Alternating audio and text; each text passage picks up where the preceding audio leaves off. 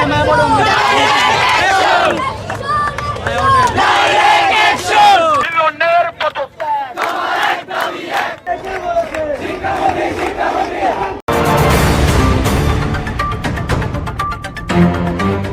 ও শুভেচ্ছা নিন। আশা করি আপনারা ভালো আছেন। গত কয়েক বছরে সারা দুনিয়াতে যেসব ঘটনা ঘটেছে, এরপর কোনো শাসক যদি বলে থাকেন যে তারা তরুণ কিশোরদের আন্দোলনকে ভয় পান না, এটা আসলে তারা সত্য বলেন না।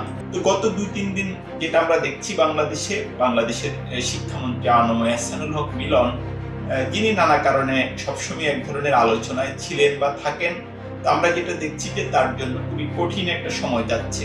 এটা আমার ব্যক্তিগত মত হিসেবে বলে রাখা দরকার যে সোমবার যে এইচএসসি পরীক্ষাটা হলো, এটা আসলে একটা অপরিপক্ক সিদ্ধান্ত ছিল এবং ভুল সিদ্ধান্ত ছিল।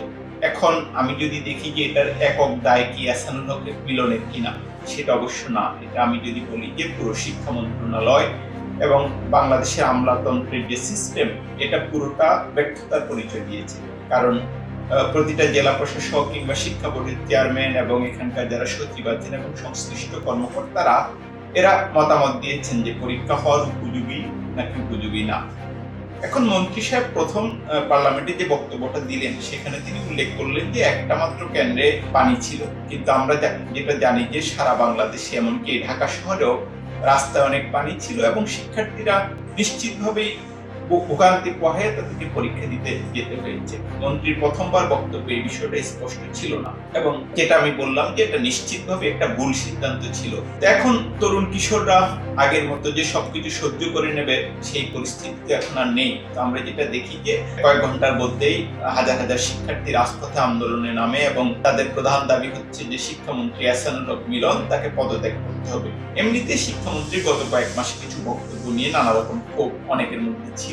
সবকিছু এখানে জড়ো হয় এবং যেটা আমি বললাম যে সংসদেও শিক্ষামন্ত্রী প্রথম যে বক্তব্যটা দেন, সেখানে আসলে অনেক কিছু স্পষ্ট ছিল না। তারপর আমরা যেটা দেখি যে প্রধানমন্ত্রী তারেক রহমানের সঙ্গে তার একটা বৈঠক হয় এবং পরবর্তীতে তিনি আরেকটি বক্তব্য দেন এবং তার ওই যে একটা ব্যক্তিগত কথোপকথনে তিনি যে শব্দ প্রয়োগ করেছেন, সেটার জন্য দুঃখ প্রকাশ করেন।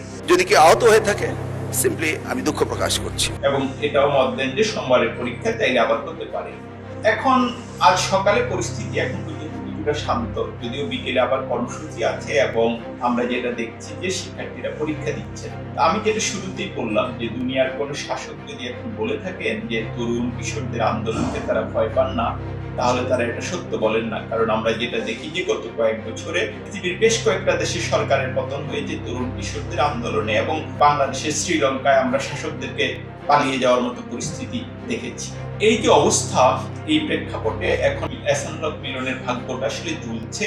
এখন পর্যন্ত যেটা মনে হচ্ছে খুব সম্ভবত হয়তো তিনি টিকে যাবেন, কিন্তু পরিস্থিতি তার জন্য কঠিন এবং সামনের দিনগুলোতেও এটা নিশ্চিত করে বলা যায় যে তাকে এই তরুণ কিশোরদের নানামুখী চ্যালেঞ্জের মধ্যে যেতে হবে। দেখা যাক এহসানুল হক মিলনের ভাগ্য শেষ পর্যন্ত তাকে কোন দিকে নিয়ে যায়।